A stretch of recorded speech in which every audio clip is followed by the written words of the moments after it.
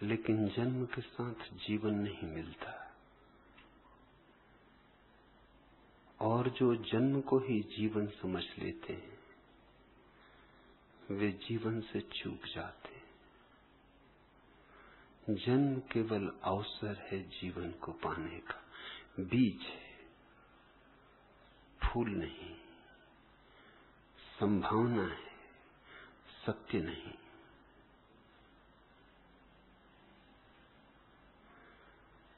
एक अवसर है, चाहो तो जीवन मिल सकता है, न चाहो तो खो जाएगा, प्रतिपल खोता ही है। जन्म एक पहलू, मृत्यु दूसरा पहलू। जीवन इन दोनों के पार है। जिसने जीवन को जाना उसने यह भी जाना कि न तो कोई जन्म है और न कोई मृत्यु है। साधारणता लोग सोचते हैं जीवन जन्म और मृत्यु के बीच जो है उसका नाम है।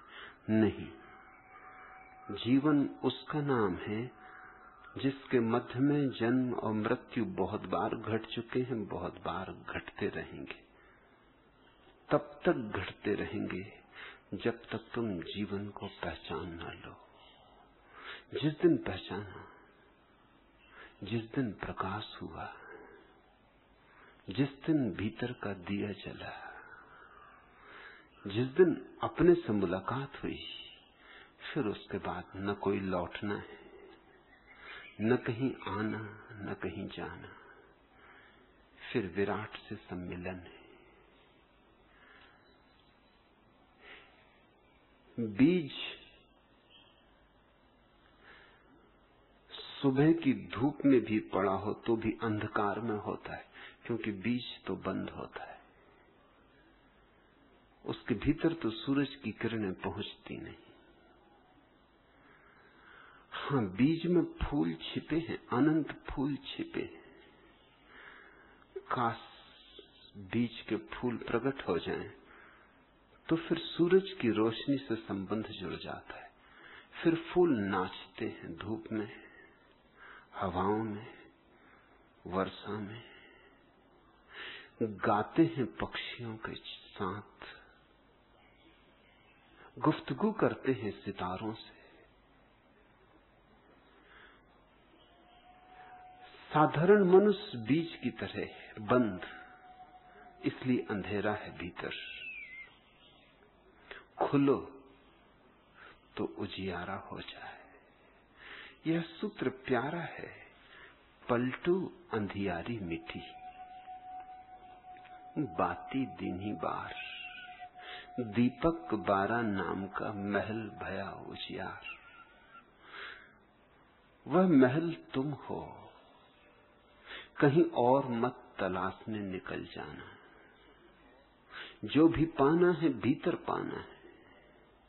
जो भी है जानने योग्य, पाने योग्य, वह तुम्हारे भीतर छिपा पड़ा है, उसे तलाशना है। वह उपलब्धि नहीं है, आविष्कार है। तुम्हारे भीतर कुछ परतें हैं जो टूट जाएं तो जलधार बह निकले, जिससे दिए को किसी ने ढांक दिया हो। ऐसे तुम ढके हो। उपनिषद के ऋषि प्रार्थना करते हैं, हे प्रभु इस स्वर्ण पात्र को उघाड़ दे।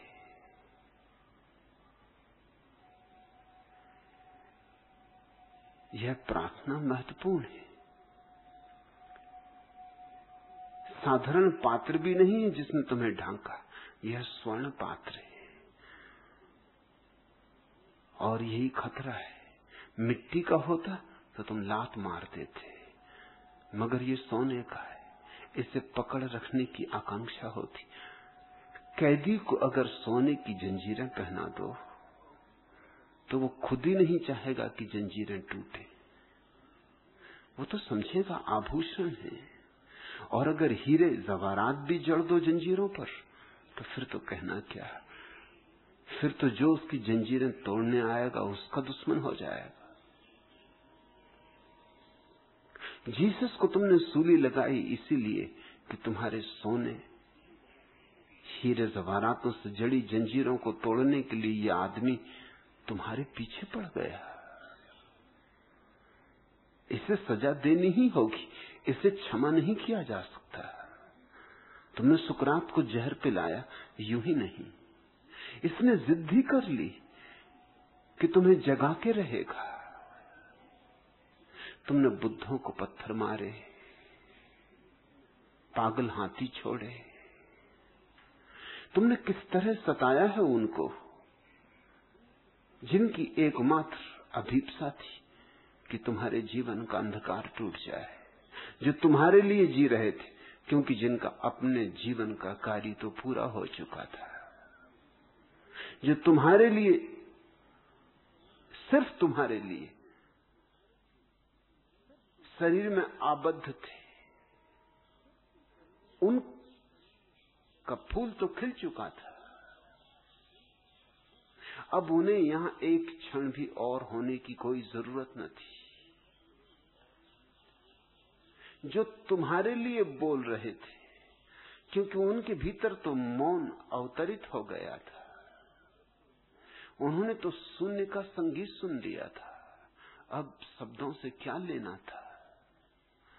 जो तुम्हारे लिए हर तरह की तकलीफ उठा रहे थे, तुमने उन्हें खूब पुरस्कार दिया, तुमने उनकी मोहब्बत का खूब सिला दिया।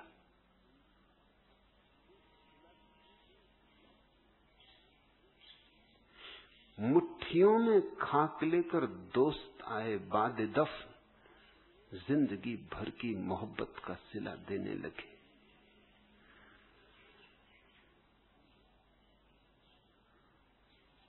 क्या सिला देते हैं हम?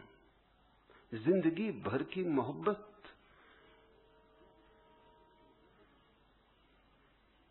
और किसी के मुंह से ये भी ना निकला कि इन पर खाक ना डालो,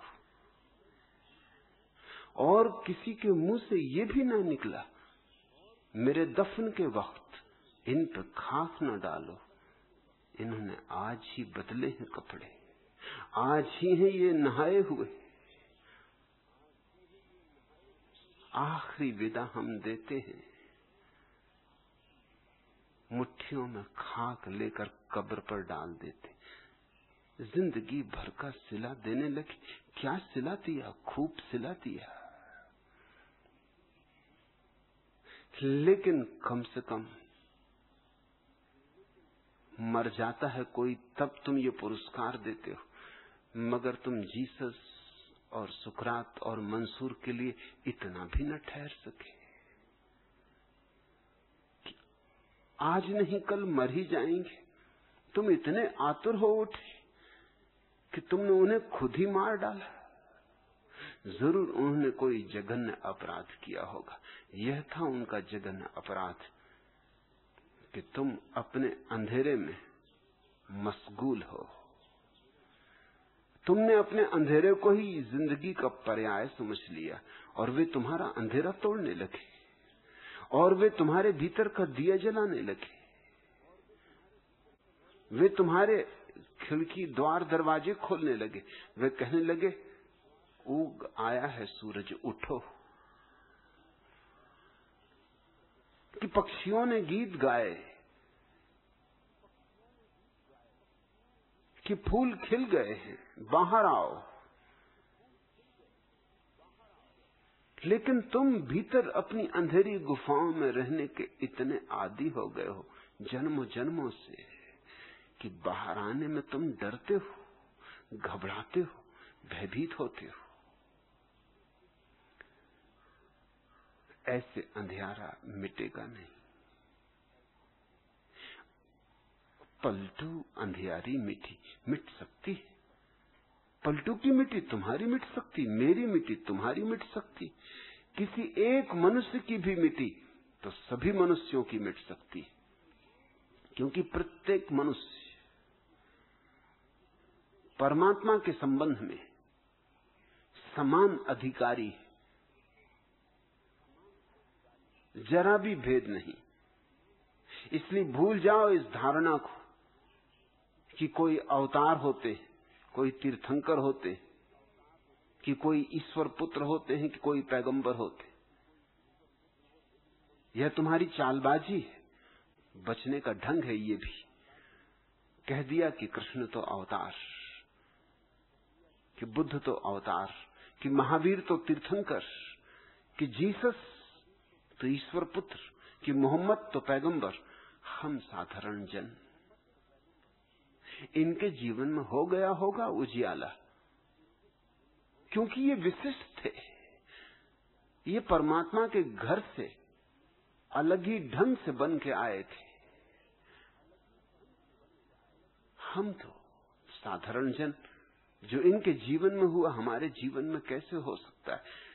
इस बात को सीधा न सीधा कह के तुमने बड़ी तरकीब से कहा है कि ये हैं अवतारी पुरुष, ये हैं तीर्थंकर, ये हैं पैगंबर, ये ईश्वर पुत्र, और हम साधारण लोग, हम तो पूजा ही करेंगे। तो बीज लाख पूजा करता रहे फूलों की, फूल नहीं हो जाएगा। आरती उतारता रहे फूलों की, जय जगदीश हरे गाता रहे, तो भी फूल नहीं हो जाएगा। फूल होने की प्रक्रिया से गुजरना होगा। और बुझा दिया, जले हुए दियों की कितनी ही आरती उतारे, जलेगा नहीं। जले हुए दिए के करीब आना होगा, इतने करीब आना होगा कि ज्योति एक दिए से दूसरी दिए में छलांग लगा जाए। इस करीब होने का नाम ही सत्संग है। सत्संग का अर्थ है हटा दो बीच की बाधाएं, संदेह, शक, शुभे, शिकायतें। रख दो हटा के मन को एक तरफ, ताकि कोई दीवार न रहे। मन दीवार है, मौन सेतु बन जाता है। सत्संग का अर्थ है जिसका दिया जला हो उसके पास चुप होकर बैठ रहो, और चुप्पी में वह घट जाता है जो तुम शास्त्रों को रटते रहो जन्मों तक नहीं घटेगा। पलटू अंधियारी मिठी बाती दीनी बार, जल गया दिया, अंधियारा मिट गया। और कैसे ये अंधियारा मिटा, कैसे ये दिया जला? दीपक बारा नाम का। इस शब्द को, नाम को ठीक से समझ लेना, इससे बड़ी भ्रांति हो सकती। सूफियों ने परमात्मा को 100 नाम दिए, लेकिन जब तुम उनकी फेहरिस्त पढ़ोगे तो तुम चकित होगे। फेहरिस्त में केवल 99 नाम। कहते हैं कि 100 नाम दिए, मगर जब फेहरिस्त की गिनती करोगे तो हमेशा 99 पाओगे। क्यों? क्योंकि 100वां नाम, असली नाम तो बोला नहीं जा सकता, है वहां मौजूद, मगर उसे पढ़ना हो तो पंक्तियों के बीच में पढ़ना होगा, शब्दों के बीच में झांकना होगा, कोरे कागज पर पढ़ना होगा, लिखे कागज पर उसे नहीं पढ़ा जा सकता। 99 नाम उन्होंने दिए, वो काम चलाऊ है। मतलब बिना नाम कैसे चले? तो रहीम कहो, रहमान कहो, ये सब परमात्मा के गुण हैं। करुणा, दया, प्रेम, सत्य, आनंद, चैतन्य, जो भी नाम देना चाहो। ये उसके गुण हैं। इससे एक पहलू जाहिर होता है, मगर अनंत पहलू छिपे रह जाते। अगर सारे परमात्मा को प्रकट करना हो तो वो 100वां नाम ही काम आता है। वो तो केवल शून्य है, निराकार है, कुछ कहा नहीं गया, कुछ लिखा नहीं गया। उसी को संतों ने नाम कहा है। नाम दिया नहीं, सिर्फ नाम कहा। राम कहो तो ये नाम दे दिया,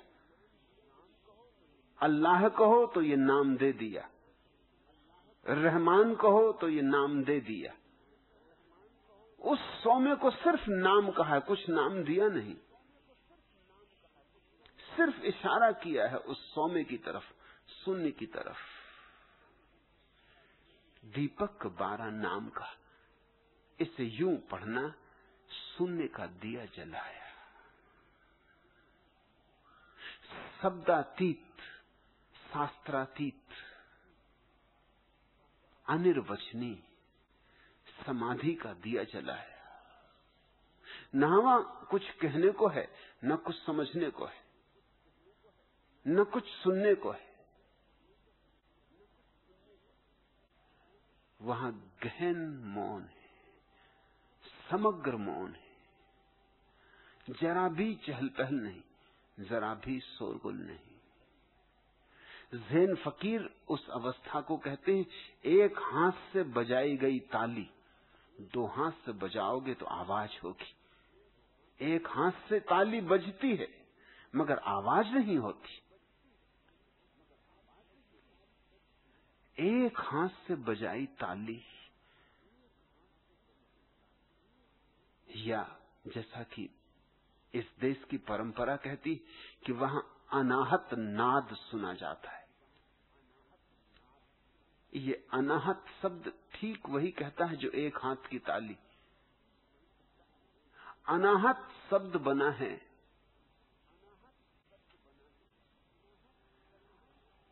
आहत के विपरीत।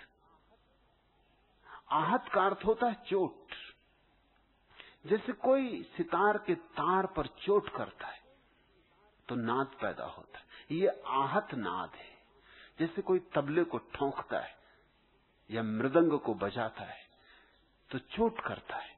2 चीजें टकराती, हाथ मृदंग से टकराता है कि अंगुलियां सितार के तारों को छेड़ देती। ये आहत नाद है, यह द्वंद्व है, इसमें 2 है, इसमें संघर्ष है।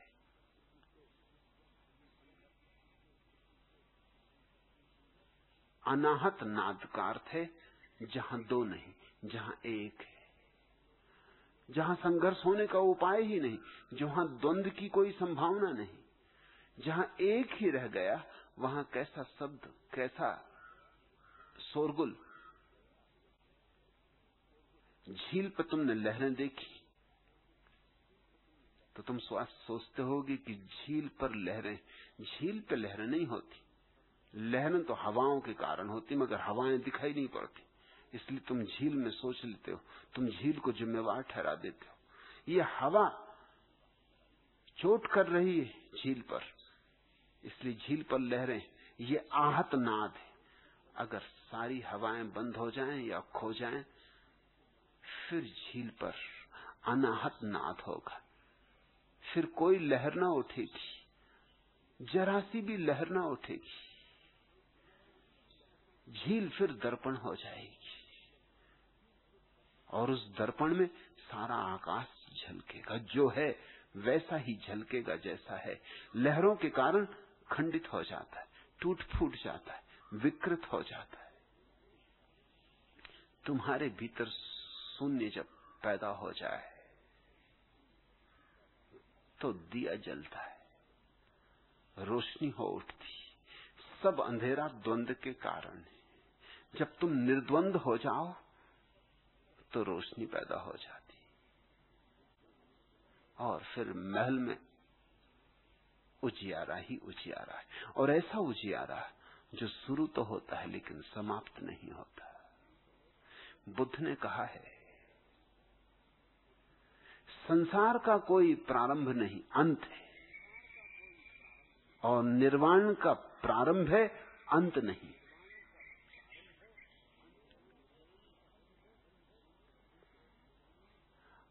अंधेरे का कोई प्रारंभ नहीं, अंत है।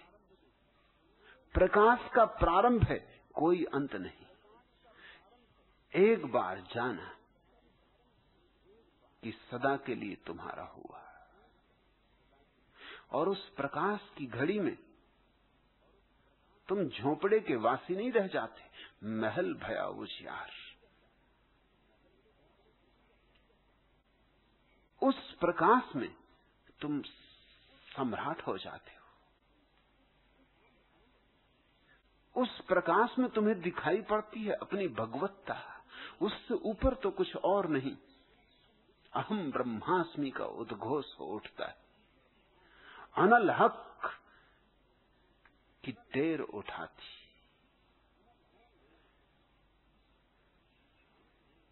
उससे बड़ी न कोई संपदा है, न कोई साम्राज्य, न कोई शक्ति है। ये कैसे जले दिया।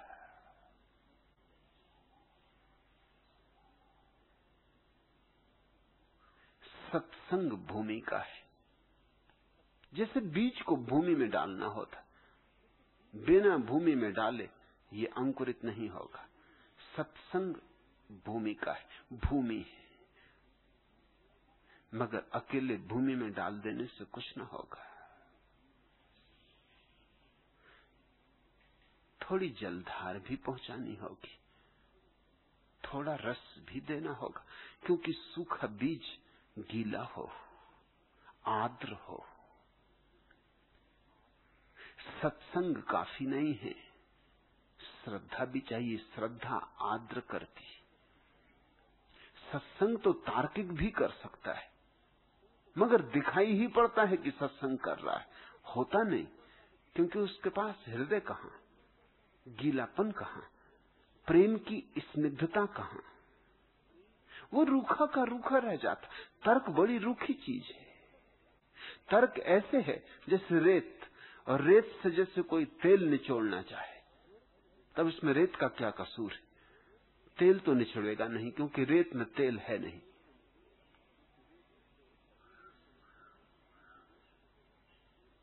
तर्क तो रेत की भांति है, रेगिस्तान की भांति है।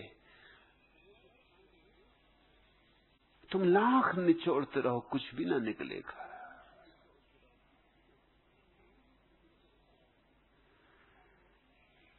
श्रद्धा तुम्हें आर्द्र करती है, गीला करती है। जो बीज जन्मों जन्मों से सूखा है, उसे गीला करना होगा। इसलिए भूमिका हो सत्संग की, श्रद्धा की जलधार हो।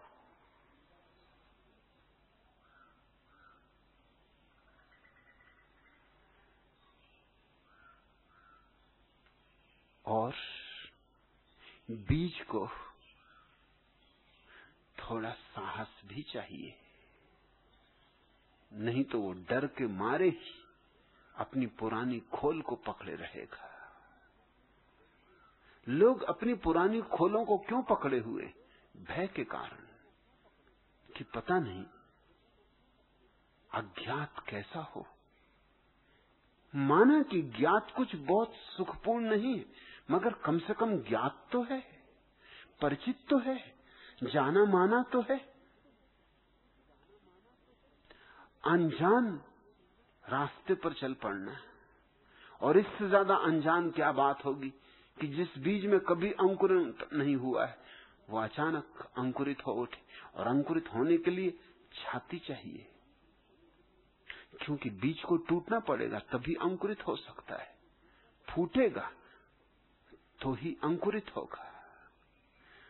और टूटने की हिम्मत मरने की हिम्मत है, इसलिए समर्पण चाहिए। शिष्य को मरना होता है सद्गुरु के साथ।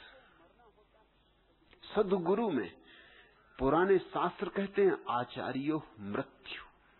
वो जो गुरु है मृत्यु जैसा है भी, बात सच है। गुरु के पास जो मरने को राजी नहीं, जो फूटने को टूटने को राजी नहीं, जो अपनी जराजीर्ण परंपरा, मान्यताएं, अंधविश्वासों को तोड़ने को राजी नहीं, जो कहता है मैं तो चिपटूंगा अपनी धारणाओं से, कैसे छोड़ दूं, बड़ी पुरानी है, बाप दादों की दी हुई, सदियों से चली, इनको मैं नहीं छोड़ सकता, मैं तो हिंदू ही रहूंगा, मैं तो मुसलमान ही रहूंगा, मैं तो जैन ही रहूंगा। फिर बहुत कठिनाई है, वो टूटने को राजी नहीं, वो अपनी खोल को जोर से पकड़े हुए, उसके पास छाती नहीं, साहस नहीं। श्रद्धा हो, साहस हो, इतना साहस कि अतीत के प्रति मर सके, तो ही भविष्य में अंकुरण होगा। जो अतीत को पकड़ता है वो भविष्य को त्याग देता है, और भविष्य ही है जो होने वाला है। अतीत तो जा चुका, बह चुका, अब वहां कुछ भी नहीं, सांप जा चुका, सिर्फ रेत पर सांप के सरकने के चिन्ह रह गए। अतीत तो जा चुका, रेत पर चरण चिन्ह रह गए। पूछते रहो चरण चिन्हों को, जितना पूजना हो, कुछ पाओगे नहीं, हाथ कुछ लगेगा नहीं। जाओ मंदिरों में, जाओ मस्जिदों में, जाओ गुरुद्वारों में, कुछ पाओगे नहीं। किसी जीवित बुद्ध के पास होना होगा, किसी जीवित नानक को तलाशो, गुरुद्वारे में नहीं मिलेगा नानक। किसी जीवित मोहम्मद के पास बैठो, मस्जिदों में नहीं, काबा में भी नहीं मिलेगा। किसी जीवित जीसस के साथ उठो, चलो। ये पोपों और पादरियों का बड़ा जाल, इसमें भटक जाओगे ऐसे जैसे कि कोई जंगलों में भटक जाता है, और शब्दों के जंगल जंगलों से भी बड़े जंगल हैं। इनमें जो खो जाता है उसे निकलना मुश्किल हो जाता है। जीवित सदगुरु के पास ही साहस की कसौटी है, क्योंकि जो खुद मर चुके हैं, जो अब नहीं है, वो तुम्हें क्या मिटाएंगे, तुम्हें कैसे मिटाएंगे? असंभव। वो तो खुद तुम्हारे हाथ में पड़ गए। अब तुम जो चाहो उनके साथ करो, जैसा व्यवहार करना चाहो करो,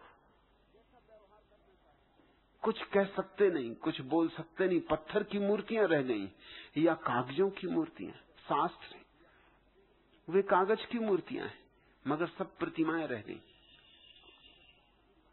जीवित सदगुरु के पास ही साहस की कसौटी। लेकिन कायरों की ये दुनिया है, कायरों से भरी हुई ये पृथ्वी, इसलिए यहां मुर्दे पूजे जाते और जीवितों का अपमान किया जाता है। उन्हीं जीवितों का जिनका तुम अपमान कर रहे हो, जब वो मर जाएंगे तो तुम पूजोगे। बड़े अचंभे से ये घटना घटती रही और अब भी घट रही। जीसस जिंदा हो तो सूली, और जीसस मर जाए तो आधी पृथ्वी ईसाई हो जाती। मुर्दा जीसस के साथ अड़चन नहीं, जैसा चाहो वैसा तुम कर सकते हो। जीसस अब तुम्हें रोक नहीं सकते। जिंदा जीसस के साथ बहुत अड़चन है। वे तुम्हारी तो मानेंगे नहीं, जो तुम्हारी मान ले वो सदगुरु नहीं, जो तुम्हारी अपेक्षाएं पूरी करे वो सदगुरु नहीं। सदगुरु तो अपनी स्वतंत्रता और अपनी स्वस्फूर्णता से जिएगा और तुम्हारी सारी धारणाओं को तोड़ देगा और तुम्हारी सारी मान्यताओं को बिखेर देगा। यह उसे करना ही होगा बेरहमी से, तो ही उसकी करुणा है। अगर उसने तुम्हें सांत्वना दी तो वो तुम्हारा दुश्मन है। वो तुम्हें संक्रांति देगा, क्रांति देगा, सांत्वना नहीं। वो तुम्हें आंख से गुजरने का बल देगा और धक्का देगा कि गुजर जाओ आंख से, क्योंकि डरो मत, कचरा ही जलेगा, सोना तो बच रहेगा। और जिसको बचाना है वह सोना है, और कचरा जल जाए ये अच्छा है, ताकि तुम पहचान सको अपनी असलियत को, अपने स्वभाव को। सत्संग चाहिए भूमिका के लिए, श्रद्धा चाहिए आर्द्रता के लिए, साहस चाहिए ताकि बीज टूट सके। बीज के टूटने का अर्थ है अहंकार का टूटना। तुम बातें अच्छी अच्छी करते हो मगर छिपाते तुम अहंकार हो। जब तुम कहते हो हिंदू धर्म, ईसाई धर्म, बौद्ध धर्म, जैन धर्म, तो तुम असल में ये नहीं कह रहे हो कि तुम्हें जैन धर्म से कुछ लेना देना है। तुम्हें क्या पड़ी जैन धर्म से?